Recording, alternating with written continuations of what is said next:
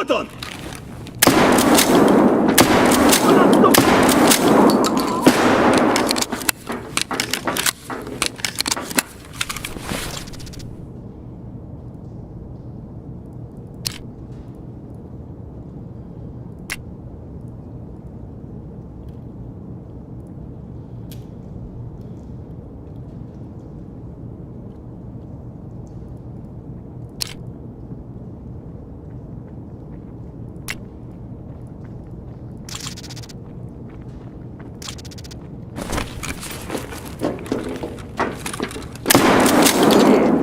Ну что, неплохой день, господа.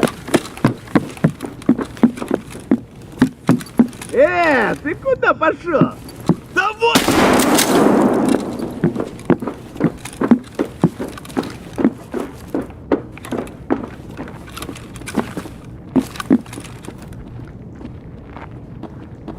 Это что понятно.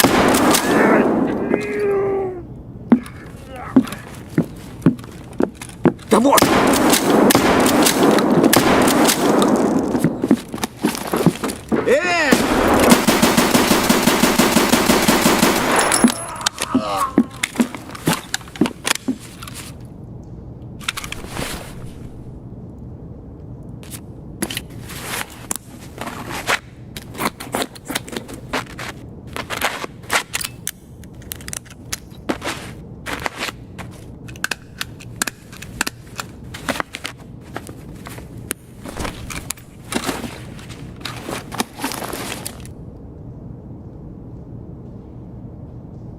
I need a bandage.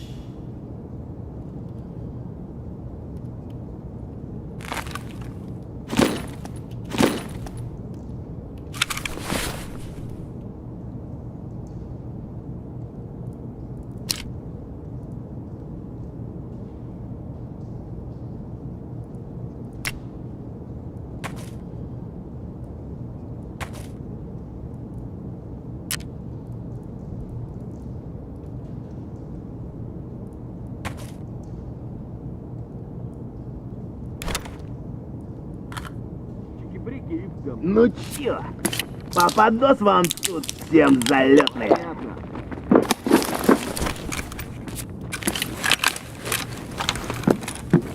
Блять, тут нашего завалили! Нет, граната!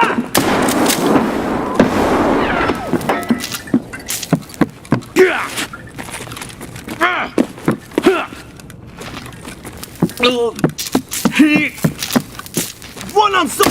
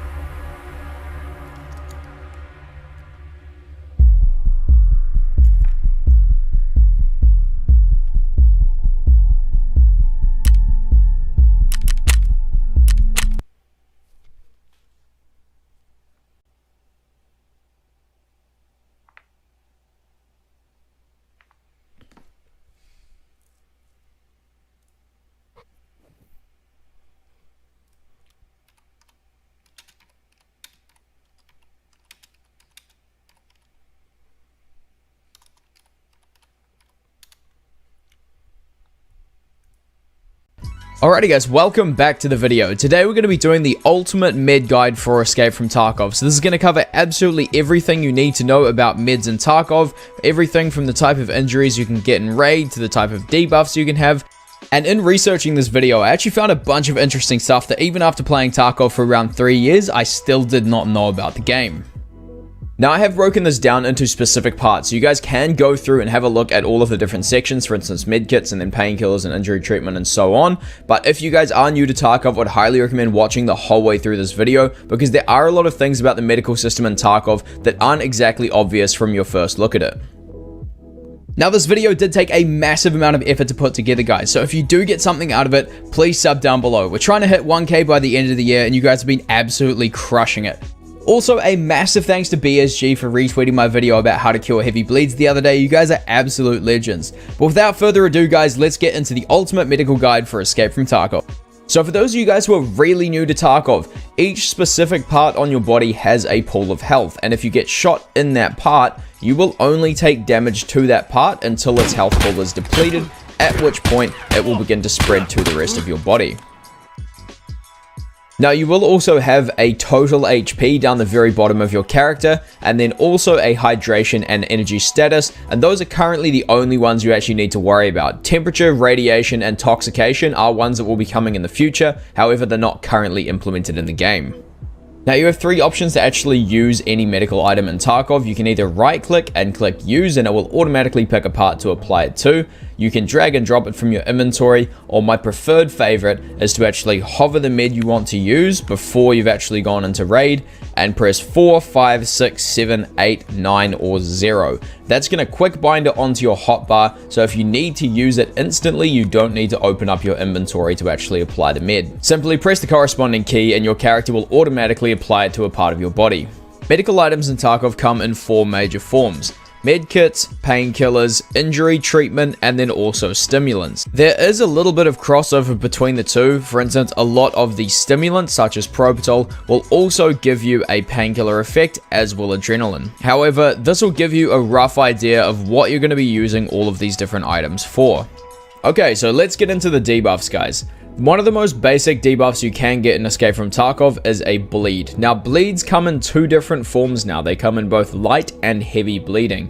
Light bleeding can simply be patched by a bandage or most common medkits, whereas heavy bleeding requires special medkits or other special treatment to stop. Now, just to quickly get you up to speed, the way bleeds are applied in Tarkov is based on a per non-destroyed limb basis. Now what that means is if you have a stomach blacked out, you'll not actually get any bleed damage applied to that part. So you will take a lot less bleed damage per second if you are pretty much completely blacked out and you just have a thorax and maybe a leg and an arm left, versus if you actually get a bleed and you have absolutely no blacked out parts. The main difference between heavy and light bleeds, aside from the slight energy loss and blood trail left by the heavy bleed, is a very drastic increase in the amount of HP that you will lose per healthy part. So as you can see here, we have 1.33 HP per every 10 seconds for the light bleed and 2.25 HP per every 10 seconds for the heavy bleed. Now, they're actually applied at slightly different time intervals. The heavy bleed will apply its damage every 4 seconds, but the light bleed will apply its every 6. So if you get a heavy bleed, to avoid taking your initial bump of damage, especially if you have full healthy parts, you need to have something that can apply very quickly after getting that first heavy bleed. Definitely the easiest way to cure bleeds in Escape from Tarkov is by using the medical kits. So you can see we have here the Grizzly kit, the Car kit, the Salua kit, and the IFAK, which are all ones that most people will be rocking in most raids. So very early on, you'll see a lot of people using Car kits because the Saluas are going to get handed in for a task, and then later IFAKs become much more prominent. But at the moment, because the Salua kit will also heal heavy bleeds, it has become a lot more common.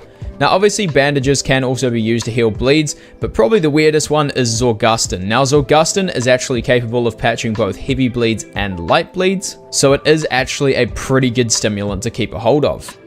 So when it comes to patching heavy bleeds, there's only the Grizzly kit, the Salua, the Hemostatic Injector, the Zorgustin, and the Esmarsh Tourniquet. So my recommendation for this is definitely to use the Salua kit. The Salua kit can be used for the heavy bleeds as well, and it's generally just an all-round good med kit. Okay, so on to our next basic injury, which is fractures. Now, fractures develop both from getting shot and from falling off things, and they will cause your arms to drastically increase in sway and also increase your stamina drain while aiming down sights. You're also going to incur some debuffs based on the specific arm that you black, but legs are both the same, and we'll cover that in just a second. Now, most of the effects of having fractures on either your arms or your legs can be completely mitigated by just taking painkillers, and it's actually the reason why a lot of people will pop painkillers prior to going into hot areas, just so if they do get something blacked, they're not suffering the consequences mid-fight. So there are currently 4 options in the game to cure fractures: the splints, both the single-use and alu splint, the Grizzly kit, and then also the Survive L surgery kit. Now, definitely one key thing to keep in mind here, guys, is because the Survive L can do fractures and can also do blacked out limbs, sometimes if you right click use, or if for some reason you have one of these quick bound, it sometimes will actually prioritize a fracture over a blacked out limb, which is very bad, okay? Usually that's not what you want to use it for, so make sure you're drag and dropping this one on if you have both of those effects on a character. Okay, so now we're going to talk about specific parts and also blacked out parts. So each part on your body starts with a specific amount of HP, and getting shot in those parts will cause the HP to drop on them. When the HP reaches 0, you will incur a specific debuff based on the part that has actually been damaged. Having your head or thorax blacked to active damage will immediately kill you. Moving on to the arms though, when we get these blacked out or fractured, we end up having slower search times and slower reload times depending on which arm is actually blacked. When a leg is blacked or broken, however, it's the exact same effect on both. It's minus 45% to walk speed, and you can no longer sprint. Now, you can use painkillers to negate these effects, however, when you sprint on them, it will begin distributing damage throughout the rest of your body if your leg is blacked, or it will just do specific limb damage if you have it broken. Now, when the stomach is blacked out, you incur a massive debuff to both your hydration and your energy, and it can actually cause you some serious problems in raid. And it is one of the ones that you will want to patch or virtually immediately leave raid if possible. Now, there are currently two ways of actually curing blacked out limbs in raid. They are the CMS kit and also the Surf 12 surgical kit. Now, they do have their pros and cons for each. For instance, the CMS is a little bit quicker. However, the Surf 12 will also cure fractures, and it does cure your limbs to a much higher level of HP. So the CMS will only cure them to 45 to 65% of their original max health, whereas the surgical kit will actually take it all the way back up to 80 to 90%. Okay, so let's move on to our next two status debuffs, which are dehydration and fatigue. Now, both dehydration and fatigue have a soft form, which comes on from either overusing your stamina bar or having your stomach blacked out. But the hard versions are the ones you actually need to worry about, because they will cause an HP drain per limb every second, and the second it drops either your head or your thorax below 0 HP, you will actually die to this. So this is the exact same way that bleeds are applied. It's 5 HP per part every 10 seconds for fatigue, and 10 HP per part every 10 seconds for hydration. Now, these are applied at different time intervals. Your fatigue is going to be applied every 2 seconds, whereas your dehydration is going to be applied every 3. Now, what this means for you guys is when you're actually in raid, if you are dying to dehydration, you're beginning to lose parts, you need to maintain your head and your thorax health first. You don't actually need to worry too much about losing arms or legs or anything else to the dehydration, particularly if you already have your stomach blacked out. You want to solely focus on your thorax and your head.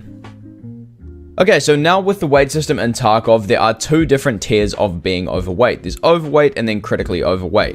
When you're just overweight, you make more noise, you have reduced jump height, your stamina drain is increased, your fall damage increased, your movement speed's decreased, and your walking drains your stamina. So it's just all round a massive debuff to all of your movement statistics. And when you get critically overweight, you cannot sprint. Your max height is reduced for some reason. Your guy kind of hunches over. Your prone movement drains stamina as well.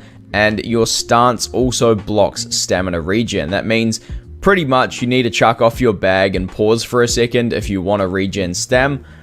So it's easy to see why this can be a massive debuff in raid. So as you guys are going around Tarkov, you will notice when you pick up loot, the little number down the bottom left-hand side of your screen there, that you can see at the moment is red on mine, will begin to increase. Now, as you pick up more and more items, the number in the bottom left of your screen will go from white to yellow to red, and at that point, you are going to be unable to sprint. You can mitigate the effects of this using the mule stim. So the mule stim is going to increase your maximum carry weight all the way up to 118 kilograms, which is going to mean you can pretty much have TV-10s, AVS rigs, packed full of stuff inside of your backpack, and you're still going to be able to run out a raid same as usual. Now that is really good for anything like Shoreline for obvious reasons, but this one here for me, I keep my container on the larger maps in case I do get some really good stuff. I'm not going to be sort of held down by having to move at a super slow pace, because to be honest, I'd rather just ditch the extra gear and leave without it. Okay, so now we're going to go over the rarest status defects. Now, a lot of these cannot actually be cured by taking any meds in Tarkov, but there are a couple such as pain and tremor, which obviously you can just get rid of using painkillers, and they're tacked onto a lot of things like broken arms, broken legs, blacked out arms, blacked out legs, blacked out stomach, and all that. They will cause pain and they will cause tremor, so you often will need to take painkillers for this. However, definitely the uncurable ones are probably the most annoying. Now, contusion, tunnel vision, and fresh wounds aren't a massive issue, but stun can be. Now, particularly with the KS-23 having star rounds added, they're essentially a flashbang shotgun round.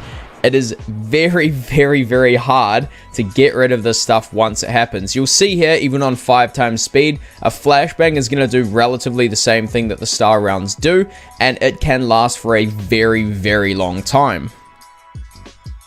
So onto fresh wounds. Now, fresh wound is going to be a status that stays on a limb or a stomach for 240 seconds after the bleed has been patched. Now, if you take any major damage to this part after that, it is going to revert into a heavy bleed. Now, this is very, very important to note, particularly if you have these on your legs, because if you try and jump off anything and you take major damage to your legs, you're going to open up a heavy bleed, which can be a very big problem to deal with. Okay, so onto contusion. Now, contusion can be cured by some stimulants, but it's a fairly rare defect, so the chance that you have one of these quick bound to specifically deal with it is very, very low. Now, contusion happens after getting shot in the head or getting shot in a face shield, and it is going to reduce your senses by 33%. You get a slight ringing in your ears, and you also get muffled audio. Tunnel vision, on the other hand, is going to cause a vignetting of your screen, which will pulse in and out for between 30 to 15 seconds, depending on the stimulant you've actually taken. So last on our list is Berserker mode. Now, this comes from when you get maximum level stress resistance, and in raid when you get dropped below 20% health, it's going to initiate a painkiller effect, but you also get a pulsating FOV as well. Now, this does bug out a little bit if you have max FOV. You'll kind of start to see the black sides of your screen in some cases, but it is actually a pretty cool thing to end up having, but probably not something most of you guys will be dealing with. Okay, so let's start going through all of the different med kits. Now, the IFAK is a really good med kit to have. It actually has a 3-second use time and 300 HP, which means it's really, really good for patching up small damage over everything. However, unlike the Salua, it does not patch heavy bleeds. So the Salua, in my opinion, is the best all-round medical kit. Not only does it heal heavy and light bleeds, but it also has a 400 HP. So what that means is you're going to be able to actually use this a lot more than if you have an IFAK. The only downside to this is that it does take up 2 slots in your rig. Now, the Grizzly is an absolute beast of a medkit. However, being a 2x2, it's not very commonly used. However, I would actually recommend it now that heavy bleeds are cured by it, as well as fractures, and the fact that it usually has a massive HP pool. If you get these out of raid and you just keep them in your hideout and use them to heal up after raid to save a bit of money, then when they get down to around about 300, 400 HP, if you've got a rig that'll actually take a 2 slot like this, take it in and use it. You'd actually be surprised how quickly you can heal back up using a Grizzly kit. Now, next up is the car medical kit. Now, I would actually recommend new players using this one because it's very easy to get your hands on. It's only 6,000 rubles from Therapist, and you can also trade for 2 duct tape for it as well, which is really, really good early wipe. Now, this does cure bleeds as well, but it will not cure heavy bleeds. However, having a 220 HP pool, this is actually a pretty good starting medical kit.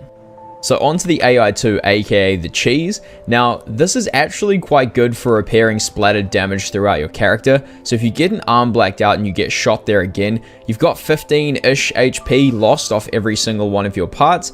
This is actually a really quick way to replenish all of that lost HP because of its very, very quick use time.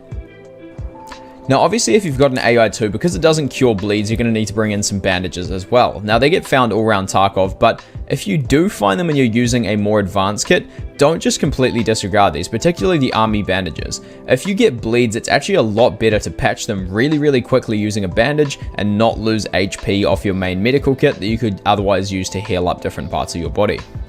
Now, for specifically curing heavy bleeds, there are currently 2 options in the game, being the S-Marsh Tourniquet and the Kellogg B Hemostatic Injector. S-Marsh Tourniquet is the worst of these. It's a single-use, 5-second apply time. The only real advantage to this is that it is cheaper and it's available from lower-level Therapist. Now, the Kellogg B is actually a 3-use, 3-second hemostatic, so it's a lot better than the S-Marsh Tourniquet, and it's really not that much more expensive.